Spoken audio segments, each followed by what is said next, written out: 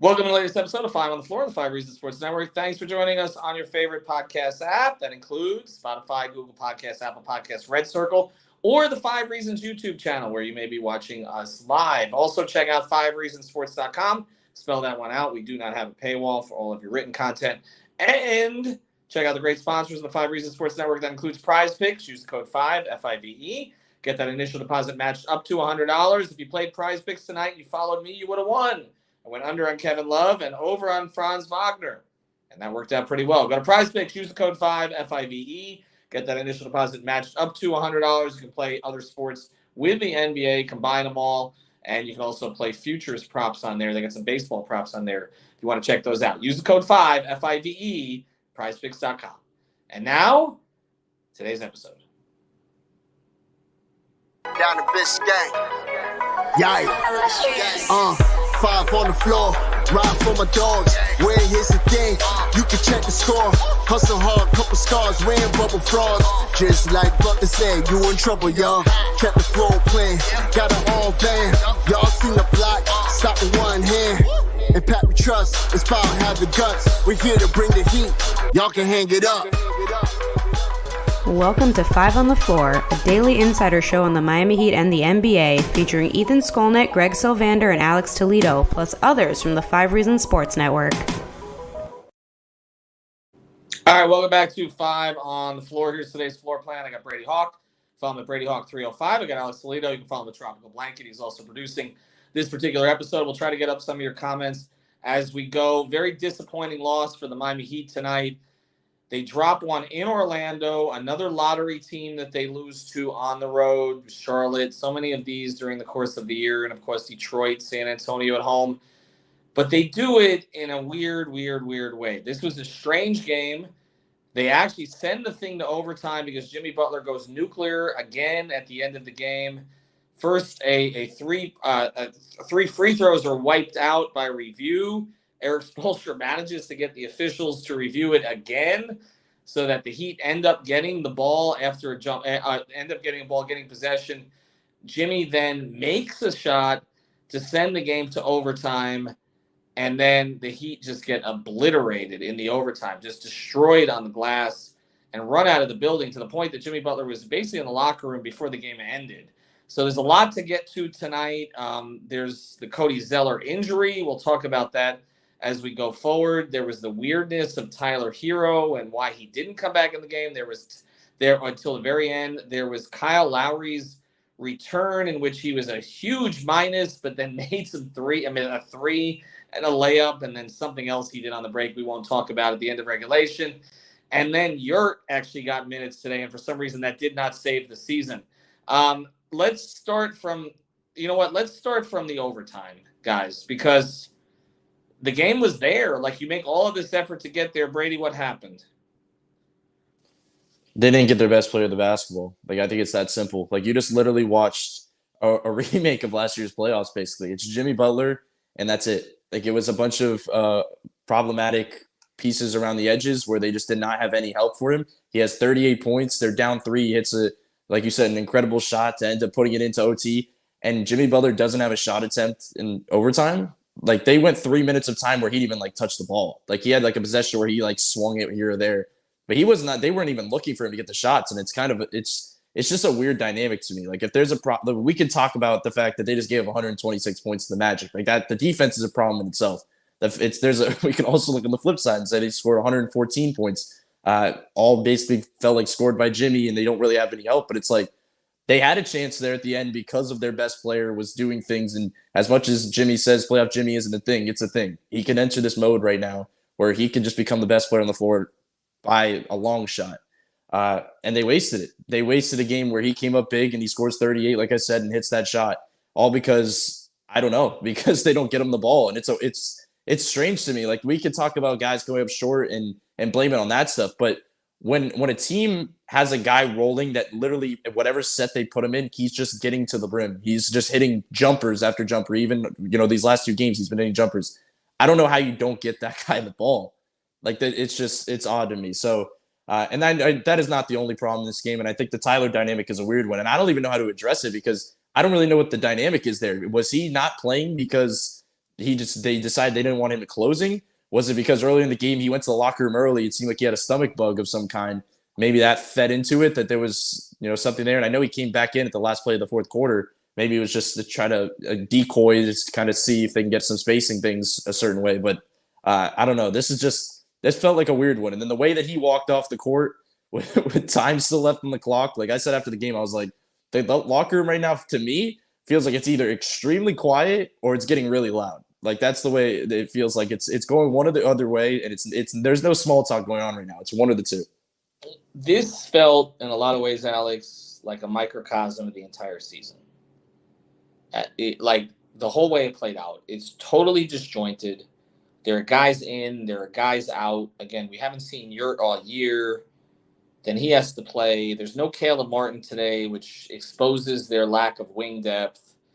Then Lowry comes in and ends up playing. What did he play, 30 minutes tonight? Like, that was not supposed to happen. Are you talking about Kyle? Kyle was at 36 minutes.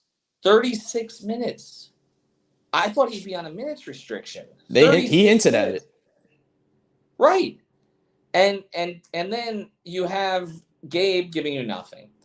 Bam, I don't know where Bam's head was tonight. He's had some clunkers since the All-Star break. This was one of them. You mentioned the Tyler situation. They're not a team this year, Alex. They're just not a team. Like it's just parts. It's just parts. And then it's like, can Jimmy save us? And again, I don't want to read too much into going to the locker room early. He doesn't usually do that stuff. But if this is not like last season where he had the confrontation with Udonis, and you're like, okay, this could be a good trigger point for them. Like there was a lot bubbling under the surface, but they were still winning, and it was like, okay, so some of the passive aggressive stuff came out. This doesn't feel like that, though. This feels like just complete frustration with the shit show around him. Yep. I mean, that's a great way of putting it. Like, this is one of those games where, it's classic 2023 Heat type of game right here. Just one that you definitely could have won. And I was saying on playback that they weren't on their way to hitting the benchmarks that they've needed all season to win games. That obviously ended up being the case too, especially when you just look at the fact that they got out rebounded by 19, and not just on the offensive boards, because they got out rebounded by 10 on there and then 9 as well on the defensive. And that's something that they're good at. That's just one indicator that, like, for as small as they've been a pretty decent rebounding team. It's almost all of it on the defensive boards, just getting outworked there by a ton. Then you look at the points off turnovers, and the turnovers, everything favors Orlando.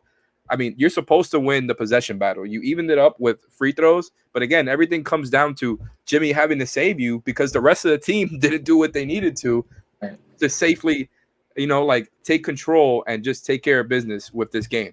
And surprisingly enough, this is, opposite, not necessarily related here, but you were just saying Gabe sucked or whatever. He gave you 5 of 10 tonight shooting, which I don't even remember. I'm surprised because it felt like Gabe had a rough game. I think a lot of it was also at the end where for some reason he just had the ball in his hands so much as the guy going to the rim. I don't know why that was the case. It happened like 3 different times in overtime.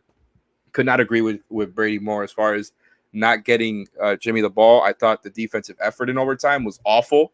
The body language was awful. And so the way that they started and ended this game in overtime specifically, not in the fourth, was, I think that's what ends up doing it for you. Like, you give up all those points in such little time in overtime, and then you give up 34 in the first.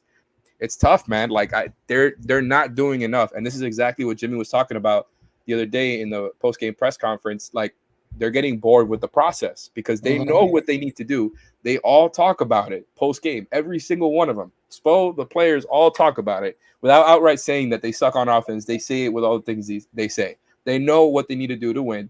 They just didn't do it tonight. And then that overtime was just perplexing. Like, losing on the road in overtime is one thing, especially for this team. But the way that it happened was just so debilitating, harsh, brutal, whatever word you want to describe. Like, that's not the effort you expect from this team, especially like we were talking during playback about this as well. Like, they get their stuff together in the fourth quarter when things matter most, and when that's it. There's no more time for eating crap. And you can see I'm censoring myself here. Does. But that's the thing. In overtime, all of it went away. Right. But he does. And again, they brought him in with a 7.5 left tonight, right? Because he had played fewer minutes up through that. And they were down more, and he helps carry them. But I mean, let's get away from the end of the game sequence, which he was incredible.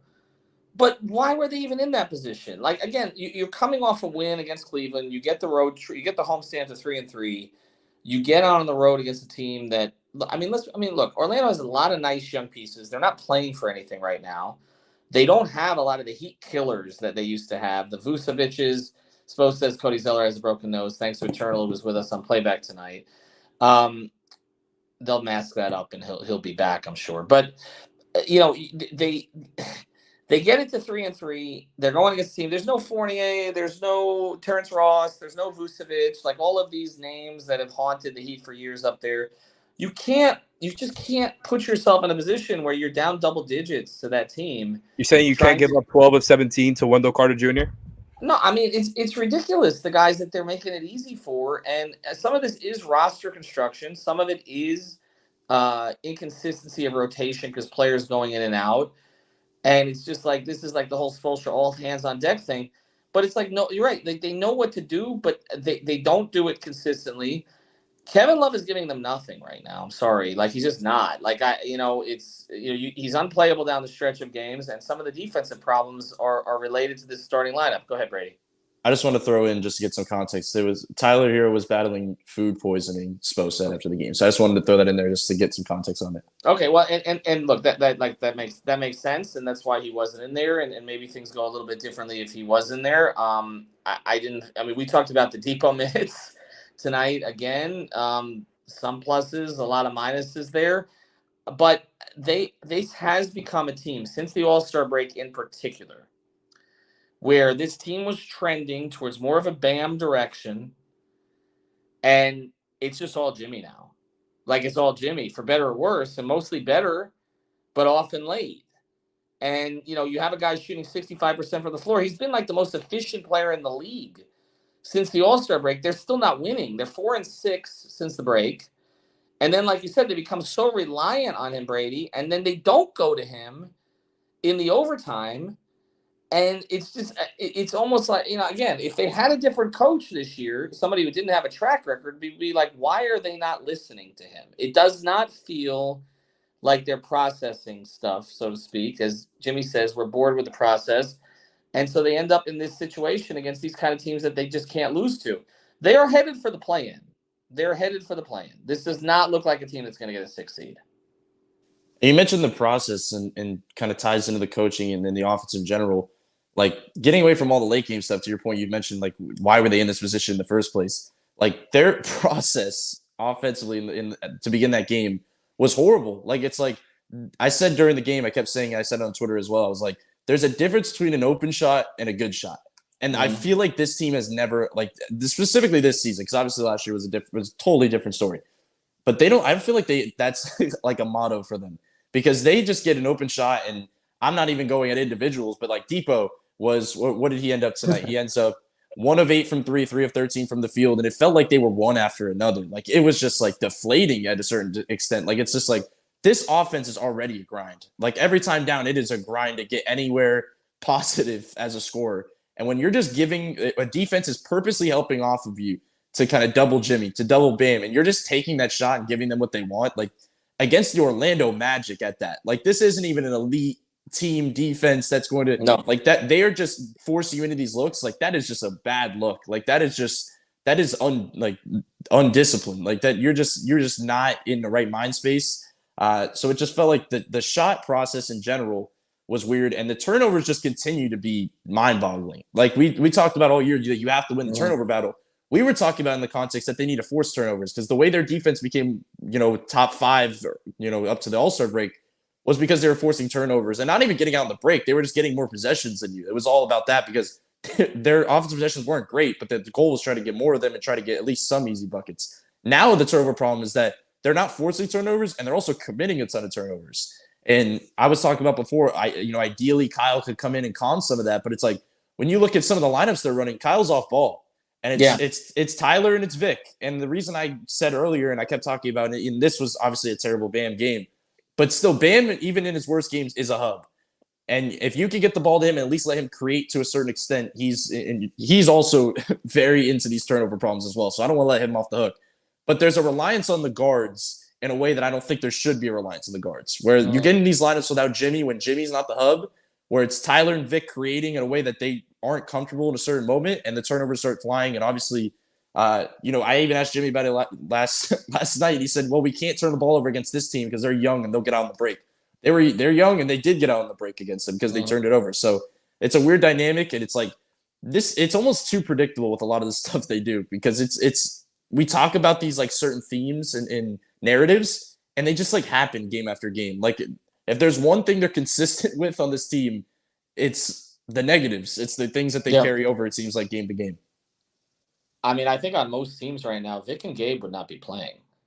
Like I feel like they would both be. I mean, with the erratic play, inefficient play of late, but also the part that's worse about Vic than Gabe is that Gabe will stop. Vic won't stop. Like it's right.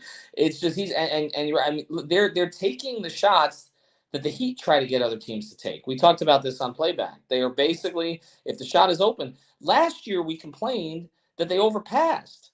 That they passed out of open shots to get a better open shot. If only. Right. Yeah, this year they're just cranking it. Like, that's it. All right, we're going to do a couple other sponsors here, and then I want to spend the last 5 minutes here on Bam. I do, because you're right. We can't let him off the hook. He's the all-star. Where the hell has he been lately, with the exception of one game? All right, we do want to mention a couple sponsors of the 5 Reasons Sports Network. Our friend Lynette, she was everywhere tonight. She's always on the she pops in on playback. She was on Spaces. Huge Miami Heat fan. Of course, she's here as well. And she can help you get life insurance. She can help you get all kinds of different insurance, including car insurance. If you got a bad driving record, she's the person to go to. Go to insurancebylynette.com. That's aggressive insurance. Insurancebylynette.com. 954-581-8800. That's 954-581-8800. And again, she will get you a good deal on auto insurance. She'll make it easy for you. She'll give you all the options. So reach out to her there. We also do want to mention another sponsor, ODM Performance Solutions, ODMPSI.com. Let's talk about this in the context of if you run a business, that they can help you find employees, and they can. But also, if you're an employee, you want to find a business to link up with, especially if it's a bank, a supermarket. They work with all these nationwide. Reach out to ODMPSI.com. Get yourself linked up there. This is for high-end jobs. If you know you're capable of it, give it a shot and apply through them. Go to ODM Performance Solutions or ODMPSI.com. George, Josh, their entire team will help you out. Make sure you mention 5 Reasons. All right, performance solution here going forward is their all-star needs to start playing like an all-star. I don't really know. I mean, it's 10 games now. Bam has probably played maybe a game and a half at an elite level, and that's been about it. I mean, he's been kind of mid in a couple of other games and kind of down in like 5 or 6 games, right? Like, Alex, what's going on here? Man, that's a really tough question, but it's good that you talked about that. This is where we're going, because I was actually looking up before we even said that, and we didn't plan this, but I was looking up Bam's numbers since the All-Star break because I wanted to see exactly where they're at now. So he's averaging since February 24, 2023, aka the Bucks game, the first game after All-Star break. He's averaging 18 points, 6 rebounds, 3 assists. He's doing it on 13.5 field goal attempts a game and 4.5 free throws. So just about everything is down, and also negative 4.8 plus minus. So shout out to StatMuse for that quick search to give me that. I just think, look, man, there's a lot going on here. I think Bam, some of the stuff that Jimmy will do throughout a game, it seems like Bam is taking some of that on, except for entire games where like he's trying, but he's not fully engaged. And it didn't feel like we saw any of that before the All-Star break. I don't know what it is. I don't know what to blame it on. What I do know is that I think the biggest problem for this team offensively, there's a lot of them, right? There's a lot of them, but a lot of, like, other than just the fact that they can't hit their open 3-point shots, that has led to, and we've talked about this plenty of times already at this point, and the teams are sending so many guys into the paint to help, and things are so clogged up. It feels like it keeps getting worse. You saw it tonight, even more with the Magic and their increased size and length. It just made things so hard. I think Bam is seeing a lot of bodies in the paint, and all of a sudden he's not as engaged. It's almost like, I got to pass it out to the shooter. And that's just kind of what it is. He's making the reads, and a lot of the times the aggression is not there, and it's not aggression. I don't know that aggression is the right word. I think what it is, you know, and Brady talks about this a lot. The way that they go to him is very inconsistent. It feels like they go to the guards more to create for him, and they are just not good at feeding Bam. So, yeah, Bam needs to be better, but the team, they're not good at feeding Bam. They're just not. Whether it's, you know, when he has post position on a small guy, whether it's as a roller, you know, there's increased help in the paint, and I think it's just jammed everything up. I don't think he is as into it as he was before the All-Star break. He's got to be better, but I don't think they're making things easier on him. I really do think they got to set him up with some of the plays that they use to set up Jimmy and get him in his spots. Like, you got to make things easier for your stars. And I know I used to say it a lot last season, but some of the stuff that Bam was doing so well this season, it's just not available to there anymore. Like, you can't just have him spam 15 mid-range jump shots a game. That can't be his entire shot profile. You got to find him a way to get easy ones. He's not getting it as a roller anymore with all the guys sitting there in the paint waiting for him. It's just become this thing where everything has compounded the next problem. And you know what I mean? Like, it's not all on Bam. It's not all on Gabe, on Kyle, on Depot. All these guys we want to say are not playing well enough. But now it's just come to a head because everything is compounded. And now they are where they are. And it seems like, you know, they're headed for the play-in. And this is the thing, Brady, as we close. Jimmy can get his own Bam camp. And that's why I think what Alex is saying is relevant here. Because this is pushing, and that's right. His defense has slipped since the All-Star break considerably. Yeah. But the Jimmy can get his own and Bam can't. And so when we're asking guys to take over, this team is trending towards a Jimmy team again, which is not good in the grand scheme of things. It is saved you in a couple of these games, but is not the direction the franchise wanted to go. It wasn't the direction they wanted to go last year either, and here we are, where they are reliant on their oldest star, because I don't consider Lowry a star at this point, to carry them through here. And that's the thing. And I just, he does seem disengaged since the All-Star break, but I think some of the frustration is seeped in about not being able to get the ball where he wants, and he's not the type to kind of express that publicly like a Whiteside would or like an Embiid would. It's not his personality. And I think it's the point. They all checked out. They don't care about the season. It does feel like that with the exception of pockets of the game where Jimmy decides to carry them. But I just want you to address before we close here, the trend of it being all Jimmy since the All-Star break. I as much as I want to celebrate Jimmy, and I do because he has to do this. There's no choice. Like, do it. It's not good. This is not where they should be. No, it's definitely not good. I mean, you see where that gets you in general. It's good. I mean, you can celebrate both. If you're individually, you can say that Jimmy Butler is playing at an incredibly high level. Like, he is doing things on the basketball court that many players in this league are not doing. But to your point, he's doing them for a reason because we know what Jimmy Butler, as much as we can say playoff Jimmy or leaning into playoff Jimmy, we know what regular season Jimmy is, and we know what he likes to do in the regular season. This is not it. Like, this is not and this is not what the Heat wants to do. As much as 38 points is cool and all, like, that is not what this offense is built to do.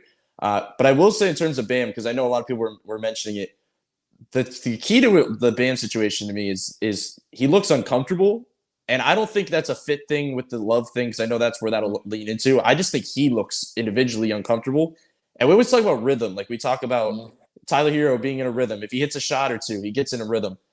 And to all the commenters that were just putting it, Bam feeds off his defense. The way that he gets going offensively is not just getting a steal and going and getting a layup on the other end. Like, once he starts getting defensively, getting into it, he starts playing better offensively. And to everybody's point, he has not been playing at that same level defensively. Like, he has had too many lapses. And I it's not, you know, we could do this blame game as well. It's not all on him because he's having so much to account for. But he's always had so much to account for. So, like, if we're measuring Bam on Bam's scale and at the baseline of his own ability, that this is what it is, and he's not playing at that level. He's getting beat way too often. I believe, you know, even smaller. I mean, not smaller, kind of slower bigs that are be able to kind of slip by him and get into the lane and get easy buckets. Like, it feels like there's just too many of those moments and lapses one-on-one. It's not even the stuff help wise. Like, it's more so one-on-one and getting into the lane. So. I think he definitely deserves that type of criticize because the defense is big for this team. But like I just said, that defense feeds into his offense, and I think that's why he looks so uncomfortable. But the thing is, he's not even inefficient right now. Like he's just not doing anything. He's just not doing enough. Like the numbers.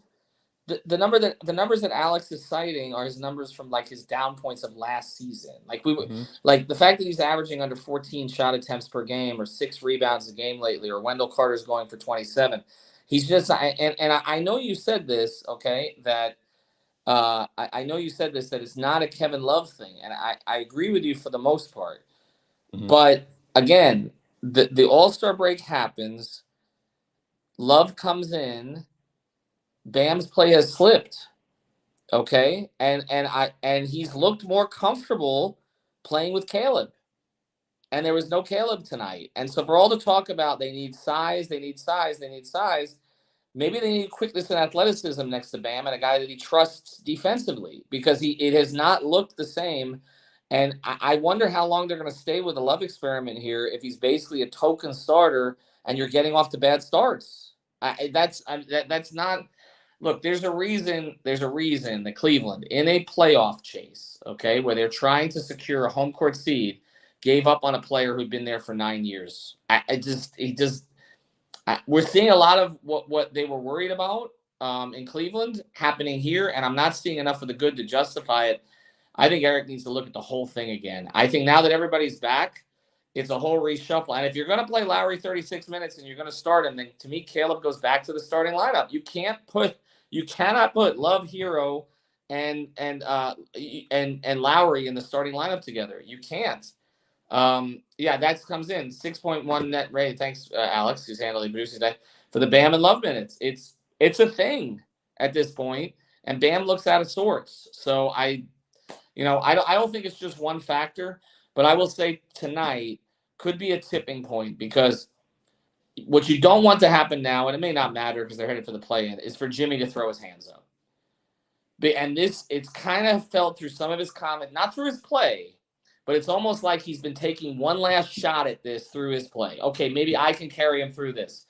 And if that's not enough, if you get the Jimmy check out now, you may not even make the play-in. Thanks to our sponsors, ODMPSI.com, ODMPSI.com, Aggressive Insurance. That's insurancebyLynette.com. Bam does not love Kevin. Thank you, Ben. Appreciate that. Some of the comments don't translate so well to the podcast feed, but we always appreciate you guys throwing them in there. Of course, Prize Picks, use that code 5. Join us on Playback. That was a fun time tonight, even though Eternal told me to stop talking or keep talking, or one of those things that happen to make something good happen. Have a good night, everybody.